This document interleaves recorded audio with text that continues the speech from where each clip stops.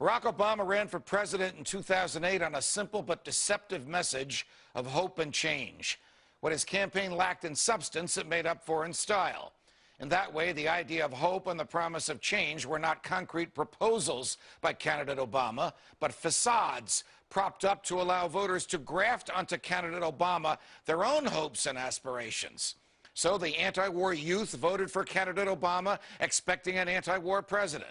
The militant left voted for candidate Obama, expecting a president who would take from the rich and give to the poor. Independents voted for candidate Obama, expecting a post-partisanship presidency. Even libertarians voted for candidate Obama, expecting a president who would defend personal freedoms.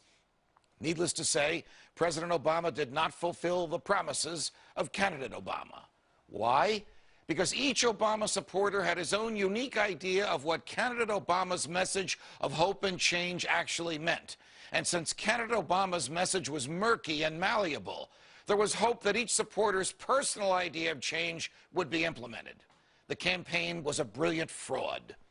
When Americans voted Barack Obama into office in 2008, they did not vote for massive change.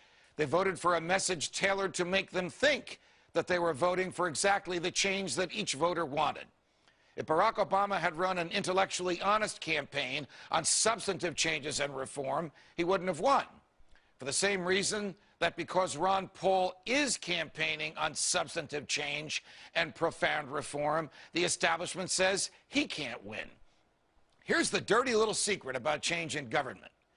Nobody in power actually likes change.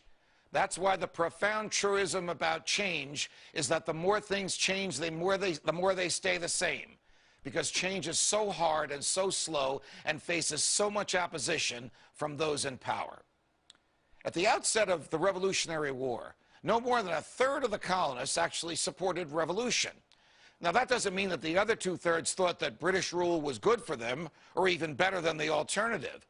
All it meant was that those two-thirds didn't want to rock the boat, even as the imperial boot pressed harder down on their throats.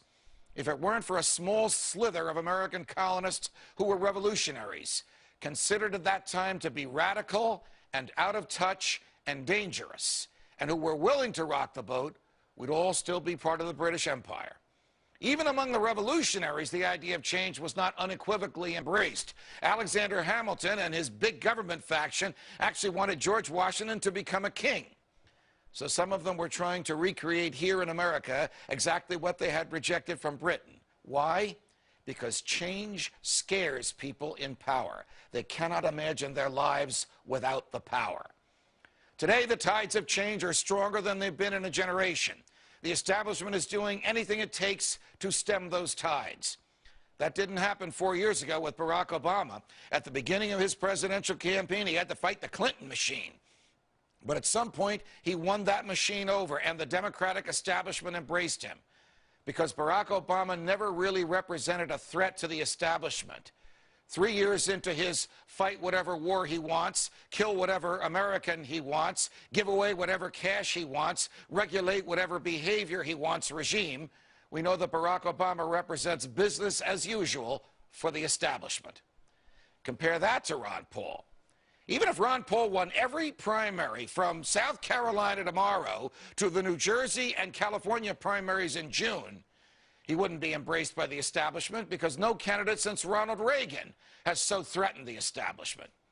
Remember what the establishment said about Reagan?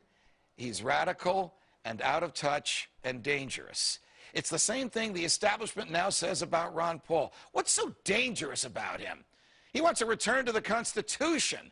And though the Constitution is our founding document and embodies our first principles of limited government, sound money, and personal freedom, we've drifted so far from it that a return to those principles would indeed mean substantive change to the government. The only danger Ron Paul represents is to the establishment that fears its own loss of power.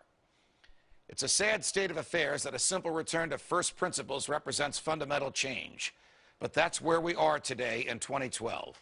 It has taken nearly 250 years to stray as far from founding principles as we have. If we want to return to them in our generation, we're going to have to rock the boat. We've drifted so far, drowned so deep in debt, lost so many of our rights, fought so many fruitless wars. that if we don't rock the boat now, we may end up sinking with it.